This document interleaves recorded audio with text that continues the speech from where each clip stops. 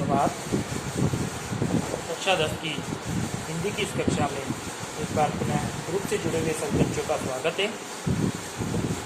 बेटा, पिछले वीडियो में हम सेनापति का परिचय और शायद पद संख्या 1 के शब्दार्थ जो है हम पढ़ चुके हैं। आज के इस प्रकरण में हम सेनापति का जो पद संख्या 1 है उसका हम यहाँ अध्ययन करेंगे। तो सबसे पहले तो बेटा आप ये जानें कि जब हम तुलसीदास पढ़ रहे थे तो उनका जो लिखा हुआ काव्य है वो मैंने बताया था आपको किस छंद में जो है वो लिखा हुआ था। वो था बेटा चौपाई और दोहा छंद। अब सेनापति का जो काव्य है बेटा ये लिखा हुआ है आपका कवित्त छंद में। कवित्त छंद में कवित्त छंद क्या होता है बेटा? वो जो पहले दोनों छंद जो हमने देखे दोहा और चौपाई वो मात्रिक छंद थे, यानी उनके अंदर मात्राओं की गिनती होती थी। यानी कि एक अकेले शब्द के अकेले अक्षर के लिए एक मात्रा, और जो दीर्घ मात्रा वाले शब्द हैं यानी डबल मात्रा वाले जो शब्द हैं उनके लिए दीर्घ वाली मात्रा। हम इस तरह से जो है मात्राओं की गणना कर रहे थे। अब जो ये छंद है बेटा कवित्त, ये मात्रिक छंद न होकर वर्णिक छंद है। वर्णिक छंद का तात्पर्य अब इसमें केवल वर्णों को गिनना है। तो कवित्त छंद जो है बेटा ये एक वर्णिक छंद है, इसमें वर्णों की गिनती होती है। इसकी जो पूरा जो पहला पंक्ति होती है पूरी पंक्ति में मिलाकर के कुल 31 मात्राएं जो है इसमें होती है। 31 वर्ण जो है होते हैं, सॉरी मात्रा नहीं वर्ण होते हैं, उनको हम गिन कर देखते हैं। पहली पंक्ति में यानी जहाँ कोमा खत्म होती है यानी 16 और 15 इस पर यति होती है। यति का मतलब होता है बेटा विराम, रुकना। यानी कि पहले जो है 16 वर्ण होते हैं, फिर रुकना होता है, यति होती है, उसके बाद 15 वर्ण होते हैं। हम गिन कर देख लेंगे एक बार।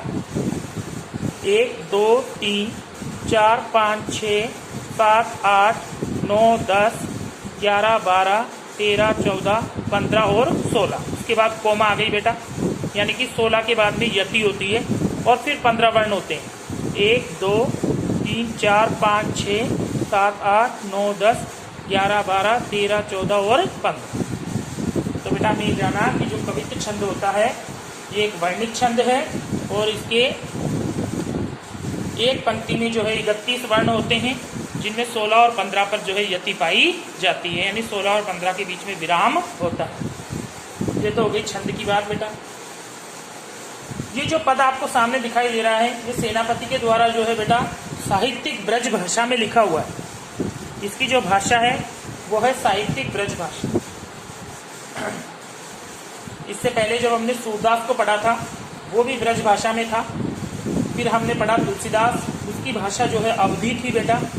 और अब जो है वापस जब सेनापति हम पढ़ रहे हैं तो उसकी भाषा पुनः जो है ब्रज भाषा है।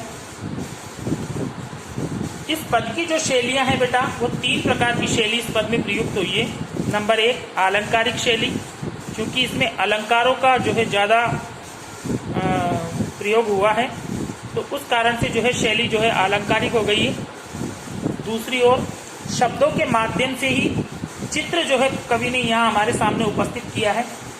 तो जहाँ बेटा शब्दों को देख करके आंखों के आगे एक दृश्य जहाँ उत्पन्न हो जाता है वहाँ जो शैली काम आती है वो शैली बेटा शब्द चित्रात्मक शैली कहलाती है। तो दूसरी जो इसमें शैली है वो है शब्द चित्रात्मक, और तीसरी जो शैली है बेटा वो है इसमें वर्णनात्मक। वर्णनात्मक इसलिए है क्योंकि इस पद में जो है कवि यहाँ वसंत ऋतु का जो है पूरा विवरण यहाँ प्रस्तुत कर रहा है कि वो किस तरह आती है और क्या क्या जो है परिवर्तन जो है प्रकृति में हो जाते हैं उसके आने से। वो सब यहाँ वर्णित होने के कारण जो है इसमें जो तीसरी शैली है वो वर्णनात्मक है। तो आपने देखा साहित्यिक ब्रज भाषा का प्रयोग है और शैलियाँ जो है आलंकारिक, शब्द चित्रात्मक और वर्णनात्मक शैलियाँ हैं। उसके अलावा इस पूरे ही पद में जो है सांगरूपक अलंकार का प्रयोग हुआ है। सांगरूपक रूपक का ही एक भेद होता है बेटा। जब रूपक अलंकार अपने पूरे अंगों के साथ जब प्रयुक्त होता है तो वहां पर सांगरूपक होता है, वही इस पद में है। उसके अलावा यहाँ पुनरुक्ति प्रकाश अलंकार है, जैसा आप देख रहे हैं बरन बरन शब्दों की जहाँ पुनरावृत्ति हो रही है और एक समान जब अर्थ होता है तो वहाँ पुनरुक्ति प्रकाश अलंकार होता है। उसके अलावा जो है पद में अनेक स्थानों पर जो है अनुप्रास अलंकार भी है। तो इसमें पुनरुक्ति प्रकाश, अनुप्रास और सांगरूपक इन अलंकारों का प्रयोग हुआ है। छंद इसका कवित्त छंद है, भाषा इसकी ब्रज भाषा है और शैलियाँ इसकी अलंकारिक, शब्द चित्रात्मक और वर्णनात्मक। तो बेटा हम शुरू करते हैं पद संख्या 1। बरन बरन तरु फूले उपवन वन, सोई चतुरंग संग दल लयतु है। यानी कि जो कवि है सेनापति, वो इस कवित्व में वसंत ऋतु को ऋतुराज बताते हुए, ऋतुओं का राजा बताते हुए, उसे वास्तव में एक राजा सिद्ध करते हुए यहाँ पर जो है उसके आगमन का दृश्य प्रस्तुत कर रहे हैं कि उसके आगमन पर प्रकृति के विविध दृश्यों का किस प्रकार जो है परिवर्तन हो जाता है, दृश्य कैसे दिखाई देते हैं, उन सबका वर्णन यहाँ वो प्रस्तुत कर।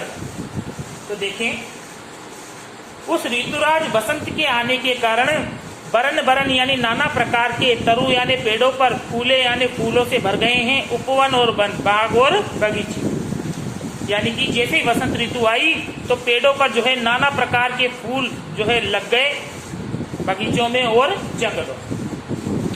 सोई चतुरंग संग दल लयतु है।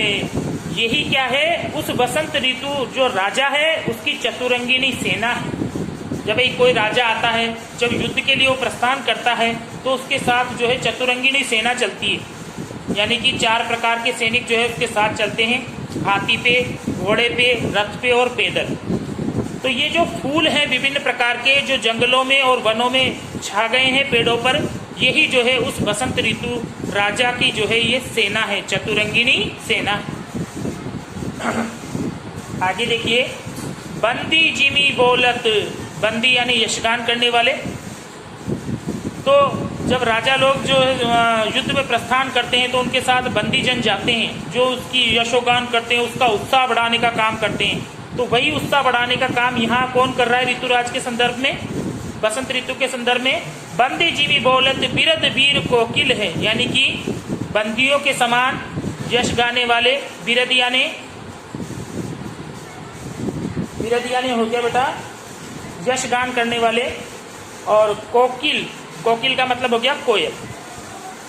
तो जिस प्रकार युद्ध भूमि में राजा का जो है यशगान करने वाले चारण और भाट होते हैं, उसी के समान यहाँ वह भूमिका जो है कोयल निभा रही है बेटा। यानी चारों ओर कोयल बोल रही है। वो कोयल बोल रही है तो ऐसा लग रहा है मानो जो है इस ऋतु राज रूपी, इस वसंत ऋतु राज रूपी राजा की यश का वो गुणगान कर रही। कोयल का बोलना उसके यश का गुणगान करना हो गया। गुंजत मधुप गान गुन गयतु है। और गुंजत मधुप यानी हो गया बेटा भंवरा, और भंवरे के जो गूंज रहे हैं, गुंजायमान जो कर रहे हैं, भंवरों के जो बोलने की आवाज है, वो जो गुनगुन कर रहे हैं, वो ऐसा लग रहा है मानो कोई संगीतकार जो है संगीत बजा रहा। मैंने बताया आपको कि जो राजाओं का यशगान करने के लिए जो लोग युद्ध भूमि में गाया करते थे, या ऊंची छंद में जो है राजाओं का अतिशयोक्तिपूर्ण वर्णन जब वो कर रहे होते थे तो उसके साथ संगीत भी बजता था बेटा। नगाड़े और दुनिया भर का जो संगीत होता है वो भी साथ बजता था। तो वही भूमिका यहाँ भंवरे निभा रहे हैं। भंवरे जो है वो संगीतकार का रूप उन्होंने लिया हुआ है। आवे आस पास पुहपन की सुबास सोई। आगे कवि बता रहा है कि चारों ओर से जो है फूलों की सुगंध आ रही है, जो सोने में सुगंध होने की या दुगना आनंद होने की कहावत सिद्ध कर रही है। सोने के सुगंध माज सने रही तू, यानी कि सोने के अंदर सुगंध होना यानी दुगना आनंद आने की वो कहावत सिद्ध कर रही। या इन पंक्तियों से हम एक और अर्थ निकाल सकते हैं कि चारों ओर जो है सरसों के सोने के जैसे पीले फूलों की सुगंध छा गई है चारों ओर, और सोने में सुगंध होने की जो है बात यहाँ पर प्रमाणित हो रही। इस तरह से 2 प्रकार से जो है इन पंक्तियों का अर्थ कर सकते हैं। आगे बेटा वो कह रहा है कि शोभा को समाज सेनापति सुख साज आज, आवत बसंत ऋतु राज कहियतु। ये जो सारा उपलक्ष्य हो रहा है, ये जो सारा साजवाज हो रहा है, ये जो इतना सारा परिवर्तन हो रहा है, ये केवल उस ऋतुराज बसंत के आगमन के उपलक्ष्य में ही हो रहा है। सभी प्राणी जो है इस ऋतु से जो है सुखी हो रहे हैं। चारों ओर जो है सुंदरता छाई हुई। एक बार ऊपर से नीचे तक पुनः देख लेते हैं हम। ऋतुओं का जो राजा है बेटा बसंत, वो जो है आ रहा है, उसका सचमुच के राजा के समान जो है यहाँ पर कवि वर्णन कर रहा है। सीधी सी भाषा में मैं ये कहूँ कि जैसे राजा के साथ उसका सारा साथ समाज भी साथ चलता है। उसी प्रकार जो है वसंत ऋतु आने पर चारों ओर वनों में और उपवनों में विविध प्रकार के जो है पेड़ों पर नाना प्रकार के जो है पुष्प खिल रहे हैं।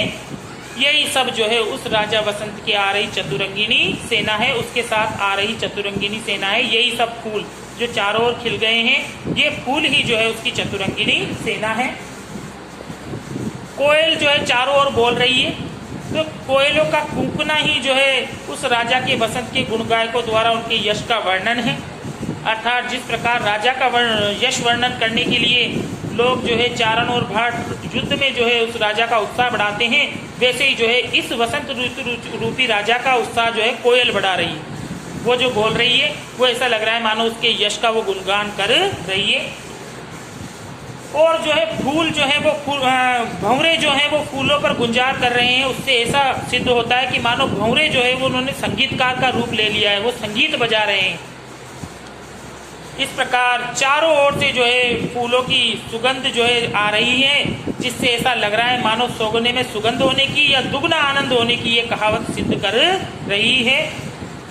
या दूसरा अर्थ ये कहें कि सरसों के सोने के जैसे पीले पीले फूलों के साथ सुगंध का छा जाना, ये बेटा सोने में सुगंध होने की बात प्रमाणित कर रहा है। आज जो है चारों ओर सुंदरता छा गई है, चारों ओर जो है सभी प्राणी सुखी हो रहे हैं। तो ये सारा साजबाज, ये सारा काम जो है केवल वसंतराज ऋतु के आगमन के उपलक्ष्य में हो रहा है। इस पद की जो शैली है बेटा वो मैंने आपको बताई दी, भाषा आपको बताई दी, अलंकार और छंद आपको मैंने बताई दिया। ये था बेटा सेनापति का पद संख्या 1, जिसकी जो व्याख्या है वो आपको PDF के माध्यम से मिल जाएगी। तब तक के लिए धन्यवाद।